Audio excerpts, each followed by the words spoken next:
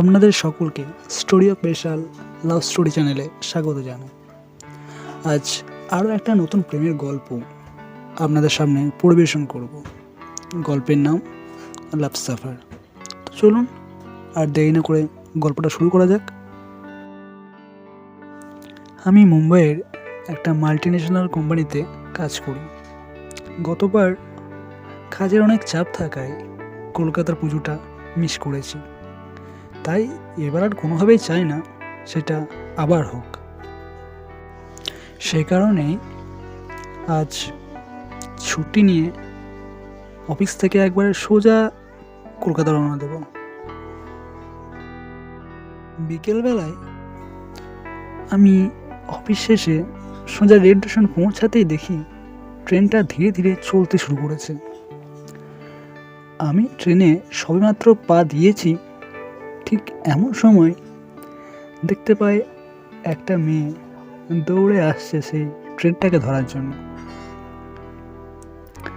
আমিও শাহরুখ খানের মতো হাত বাড়িয়ে দিয়ে সেই মেয়েটাকে ট্রেনে তুললাম। পরক্ষণেই সেই মেয়েটা আমায় থ্যাংক ইউ বলে সামনের দিকে এগিয়ে গেল। আমিও আমার সিটের দিকে এগিয়ে গেলাম। আমি আমার সিটে বসতেই যাব, ঠিক এমন সময় আরে আপনি, এটা কি আপনার সিট? হ্যাঁ, এটা আমার সিট। আমি আমার ব্যাগ বাঙ্কারে তুলে দিয়ে বললাম, আর একটু হলেই তো আপনি ট্রেনটা মিস করতেন। হ্যাঁ, ওই আর কি। আসলে অফিস থেকে বেরোতে অনেক দেরি হয়ে গেছে তো, তাই স্টেশনে পৌঁছাতে লেট হয়ে গেছে।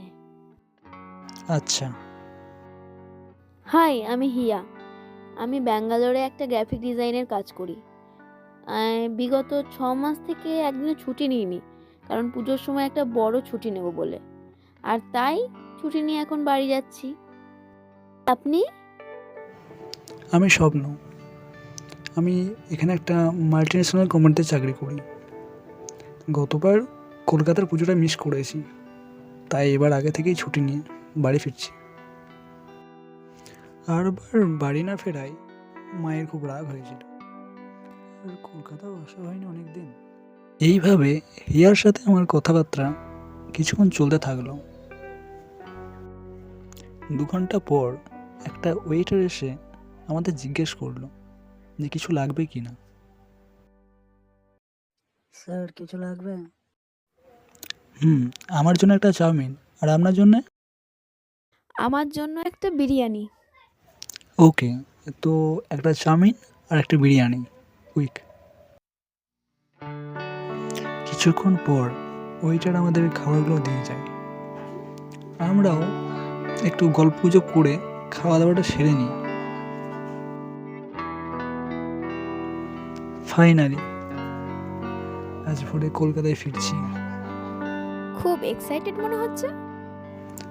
হ্যাঁ, গতবার কলকাতার পুজোটা মিস করেছি, তাই এবার কোনোভাবেই চাই না যে সেটা আবার হোক। বেশ, তাহলে গুড নাইট, ঘুমিয়ে পড়েন। হ্যাঁ, গুড নাইট। এই বলে আমি কানে হেডফোন গুঁজে কিছুক্ষণ চোখ বুজে শুয়ে রইলাম। হঠাৎ চোখ খুলতেই দেখি সেই মেয়েটা জানলার ধারে বসে আছে। হাওয়ার স্পর্শে তার অবাধ্য চুলগুলো চোখে মুখে পড়ছে, আর সে তার চুলগুলোকে সুন্দরভাবে গুছিয়ে নিচ্ছে। আমি কিছুক্ষণ সেই মেয়েটার দিকে এক দৃষ্টিতে তাকিয়ে রইলাম।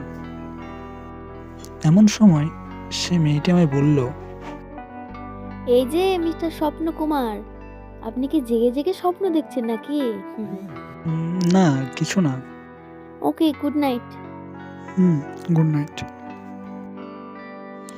এই বলে যে কখন ঘুমিয়ে পড়েছি তার খেয়ালই নেই। সকালবেলায় সেই মেয়েটার ডাকে আমার ঘুম ভাঙে।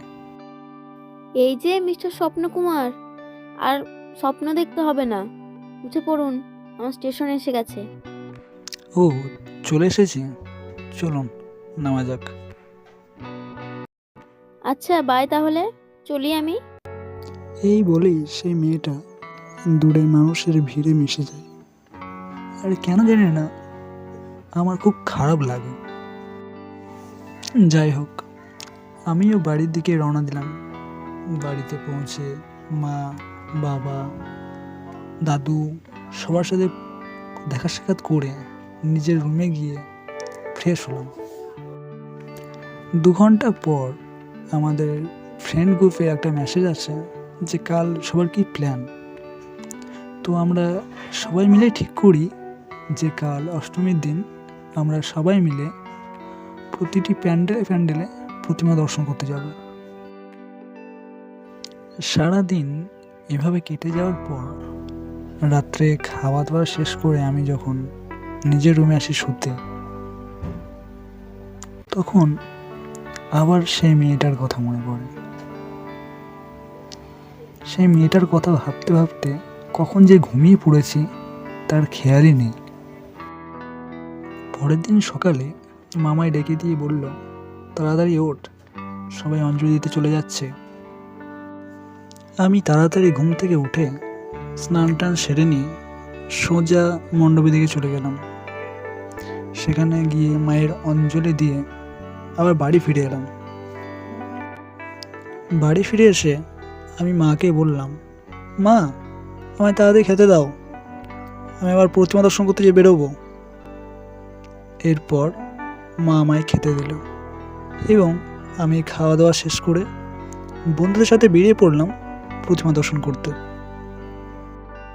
আমি ও আমার বন্ধু বাড়ি থেকে 5 কিলোমিটার দূরে একটা বড় প্যান্ডেলে ঢুকলাম। প্যান্ডেলে প্রবেশ করতেই দেখি সেই মেয়েটা, যে মেয়েটার সাথে আমি ট্রেনে করে কলকাতায় ফিরেছি। সে তার বান্ধবীদের সাথে একটা চেয়ারে বসে গল্প করছে, হাসছে। আজ সাদা কালারের শাড়ি পরেছে সে, সাথে এলো চুল, কানে একটা কাঠগোলাপ গোজা, কপালে সুন্দর একটা ছোট্ট কালো টিপ, চোখে হালকা কাজল, ঠোঁটে হালকা একটু লিপস্টিক, পায়ে নূপুর। অপূর্ব লাগছে তাকে দেখে। আর তার এই মিষ্টি হাসি বারবার বাধ্য করছে আমায় তার প্রেমে পড়তে। আমি কিছুক্ষণ তার দিক থেকে চোখ ফেরাতেই পারছিলাম না।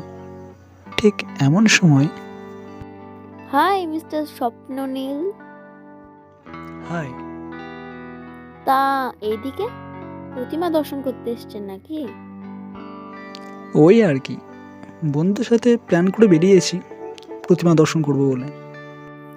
ও আচ্ছা আচ্ছা। বাই দ্য ওয়ে, আপনাকে কিন্তু সাদা শাড়িটা পরে খুব সুন্দরই লাগছে। আপনাকেও এই নীল পাঞ্জাবিটা পরে খুব সুন্দর দেখাচ্ছে। Thank you.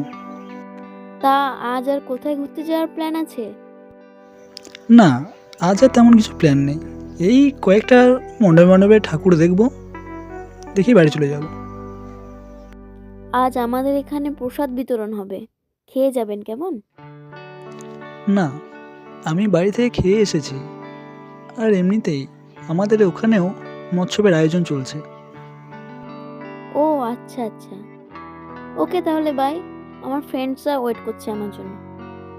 হিয়া, হ্যাঁ বলুন, কিছু বলছেন? যদি কিছু মনে না করো একটা কথা বলতে পারি? হ্যাঁ বলুন না। জানো, কাল থেকে আজ তোমায় কতটা মিস করেছি। কেন? কেন জানি না, কিন্তু এই 2 চোখ চাই শুধু তোমায় দেখে যেতে। ডুবে যেতে চাই তোমার ওই কাজল চোখে, হাওয়া হয়ে চাই তোমায় ছুতে।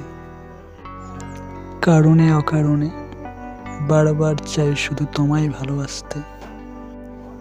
তুমি কি সেই সুযোগ দেবে আমায়?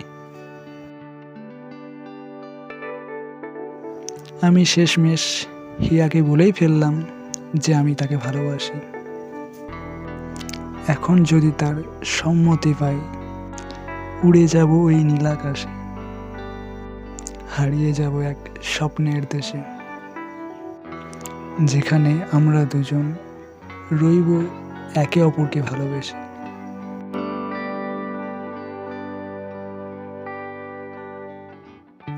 গল্পটা কেমন লাগলো কমেন্টে জানাতে ভুলবেন না কিন্তু।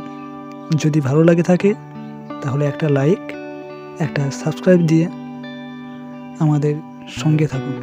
নমস্কার।